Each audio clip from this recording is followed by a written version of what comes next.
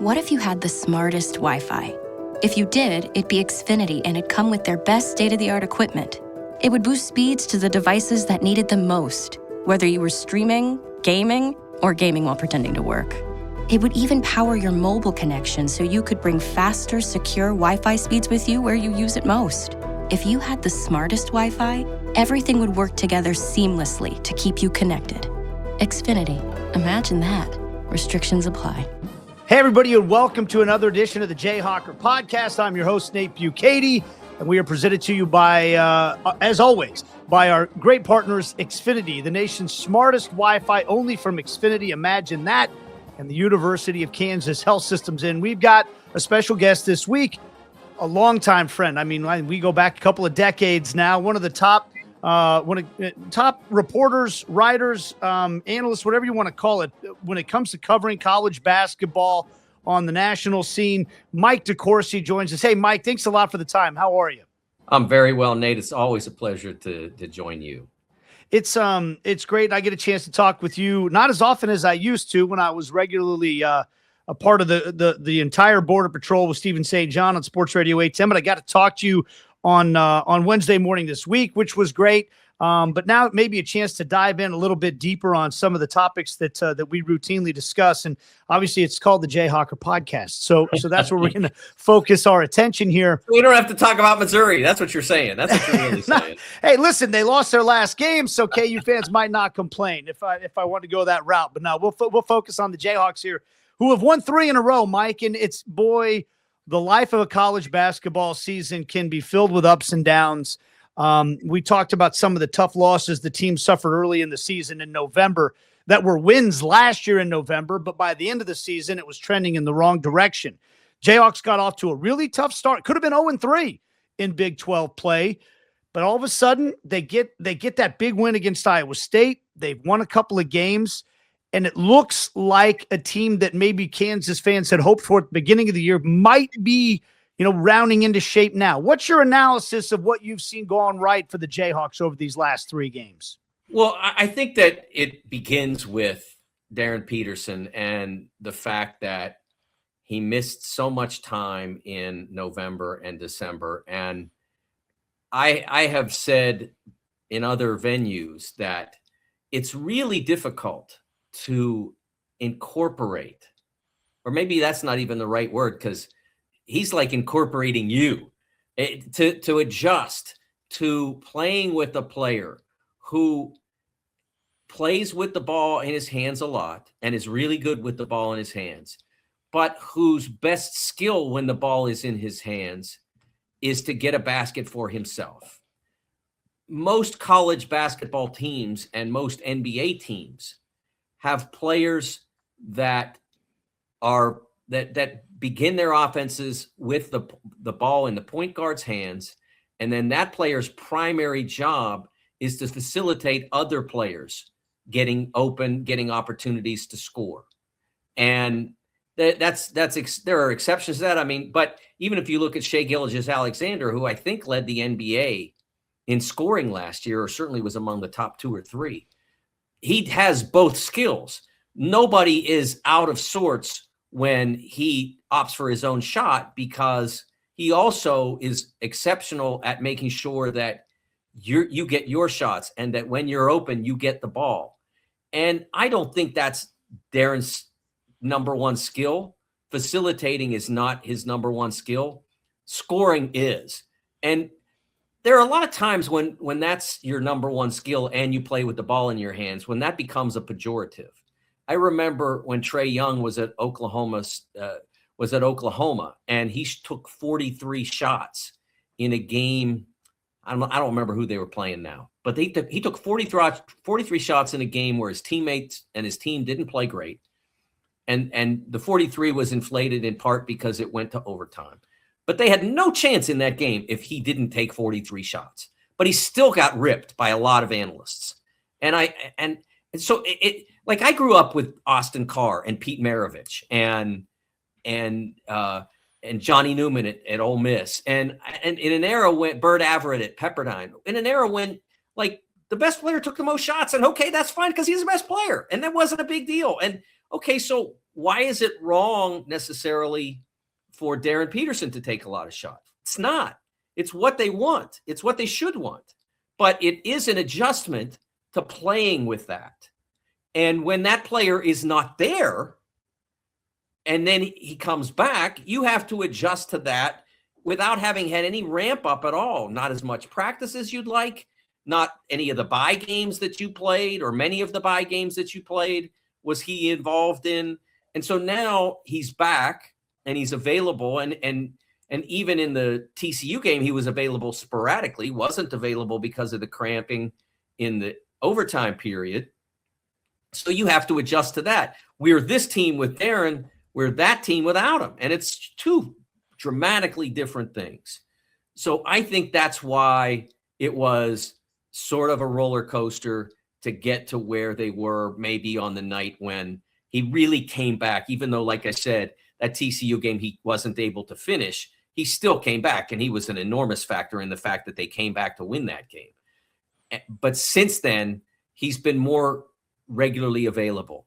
And that availability has facilitated the small pocket of success they've had, but it's going to accelerate the possibilities of greater success in late January, February, and March.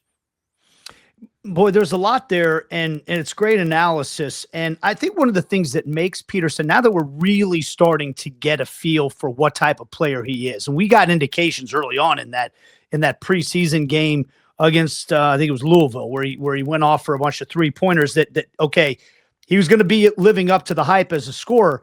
But scorers get their baskets in different ways, right? I know you and I on the morning show have kind of different legendary figures have come out in terms of what names you might comp him to. Some guys are great scorers. They've got to be ball dominant, right? And when you watch a James Harden play, he's going to pound the rock 25 times before he gets his shot off. Other guys are catch and shoot guys, Rip Hamilton or somebody like that who's going to be off the ball. His work is done before he receives the ball, and then he catches and releases, and there's his points. And what I think is interesting about Peterson is we're starting to realize he can score almost in every manner that there is to score, right? He can score off the dribble. He can take it to the basket with either hand. He can finish a mid-range shot, and he can finish with contact. But he also is very good off the ball as a catch-and-shoot guy. And I think one of the things that's been interesting, Mike, in the development over the last few games is how often we've all of a sudden seen that aspect of the game, that sometimes instead of having him initiate the offense, if you let him play off the ball a little bit, it gets him sometimes a ball in a better place to go score or to flat out catch and shoot. And that seems to almost like subconsciously get everybody else involved too. Because one of the things I know Bill Self said was everybody else kind of became a spectator when all of a sudden he had the ball. And so I'm curious your thoughts on from a coach's standpoint, you know, what you think of the way that his usage has evolved in that way for Kansas. Well, one of the positives, and you try as a coach to make positives out of absence, especially if you know that, I mean, we haven't ever gotten great certainty, but it he never had a season-ending injury. So you knew he was almost certain to return. And now they have him back. But during his absence, you try to take advantage of that absence. And Melvin Council is the player who has blossomed as the result of Darren's absence, and may not have in the same way, because when he was at St. Bonaventure, I don't think he was even a double-figure scorer there. And he has blossomed both as a playmaker and as a scorer at KU because he had to play well in Darren's absence. And in the NC State game had to play well even with Darren there because they needed every bucket. And Melvin was on a heater that night, and he got it done. And so that part of it has helped. And because that's become habitual now that they do initiate the majority of their offense with Melvin as the point guard, that allows them to one, do what you said before, get Darren in a position where maybe he gets mismatched or maybe his defender is off by a step, and then he can attack off the bounce. And as well, you still have the option of a change-up type set where you bring Darren up with the ball, and then the defense has to figure out, okay, how's he going to cook us? So that's the advantage that you got from his absence. if you had on balance the choice, you'd still go with he played every game. He'd never had a scratch and he's healthy and all that. But that wasn't an option. So what do you do while he's gone? And Bill and the staff have done a terrific job of taking advantage of that, of taking advantage of what they could do in the absence. And the players have responded as well. One of the things that I think is interesting to watch during this newest iteration of college basketball with the high rate of transfers, NIL, as we talk about, Bill Self, one of his greatest strengths to me has always been the ability to watch players develop, he facilitated. I would watch these players develop. An Ochai Agbaji, Frank Mason, Devontae Graham, the list can go on and on and on. And it doesn't seem it's going to be very likely for those opportunities to exist, at least not as consistently as they did in the past. Some people say it's a complete thing of the past, but that development almost now has to be so much more accelerated because even a Council who is a veteran player only gets the 1 year to play under Bill Self. We do get, I think it's of note how much better of a player Flory Badunga is this year than he was just 1 year ago. And one of the big conversations in their most recent game against Colorado from Fran Fraschilla was Bryson Tiller has so much potential, but he's got to become more physical. He's got to learn that physicality and embrace that part of the game if he wants to reach his potential. And it's like, boy, how fast do they have to get that out of him these days? And I'm just kind of curious, your thoughts on that part of the game. How much more of that will we see, and how much does Bill Self have to be able to almost accelerate that learning curve for the players that he has right now? No, I think that still can happen. I believe it still can happen. I don't know whether you're going to get as many Frank Masons going from 125 or whatever he was to National Player of the Year. I don't know that you're going to get that as much, that track. But Devontae, as I recall, it didn't take him as long to be significant. He never became National Player of the Year, but he was a first-team All-American. But he was a pretty high-level contributor. I'm not looking at stats right now, but I recall him getting to be a significant contributor pretty early in his career. So Ochai was again, All-American as a senior, but was a big-time contributor earlier than that. And so I think that's still out there. Obviously, you have to identify that player that everyone else overlooks. And sometimes that player turns into Braden Smith at Purdue, who's on track to maybe become the all-time assist leader. He was 190th in his class, maybe all-time assist leader by the time he finishes. Keaton Wagler, who's from there in Kansas, and is now, he was 150th in his class. Now, he's not going to get a chance to develop, but he certainly blossomed in that way. 150th in the class, going to be a lottery pick in his after 1 year of college basketball. So that's still out there in some way, shape, or form, whether it's the 4-year arc of Braden Smith or the 1 year supernova that Wagler is. And I think that the KU staff got away from that a little bit during the Hunter Dickinson years. And I think it was a mistake, because don't ever go away from what you're phenomenal at. And I thought that Jim Calhoun at UConn was the best scout I've ever seen as a coach. But I think that Bill is the best developer of talent that I've seen. Every one of the great coaches I've covered has one superpower, is what I call it. And Bill's was always talent development to me, taking those guys that we've mentioned and making them from overlooked prospects to big-time contributors to college stars. And I think it would be a mistake to get away from that. And I think with Flory, he's doing that. Flory was a 5-star prospect and all of that. But I can give you Xavier Booker, who's a year before, who was a 5-star prospect and who has not advanced in the same way that Flory has. And he's had 2 fantastic coaches. So it's not an automatic. I mean, he worked with Tom Izzo at Michigan State. Now he's with Mick Cronin at UCLA, and it still hasn't taken. So it's still out there to have happen. And I think that if I'm Bill, I want to keep doing that because he's phenomenal at it. Well, and to go back to Melvin Council, I mean, he has become, I think, the fan favorite for the Kansas fan base. You just see the way they react every time he does something these days. And again, this is a veteran player, but you've mentioned it. We've talked about it on the show. He's shooting at a rate we've never seen before. He's doing things that we haven't seen before. And I guess there's no way of knowing this 100%, but I'll ask you, how much of that does Bill Self deserve credit for in a short period of time? A guy developing like that, even though he's later in his development curve, so to speak. Well, I'll apologize first. Melvin was a double-figure scorer, both at Wagner and at St. Bonaventure. But as you mentioned, his shooting numbers have gone way up from the 26s to 35.5, which is significant. He's always been a fine point guard, but he's even better now than he was before. He averaged 4 assists a game last year at Bonaventure. He's up to nearly 5 now. He's always been a very fine player, but now he's doing it on a grander stage, higher level, more pressure because KU's not used to losing.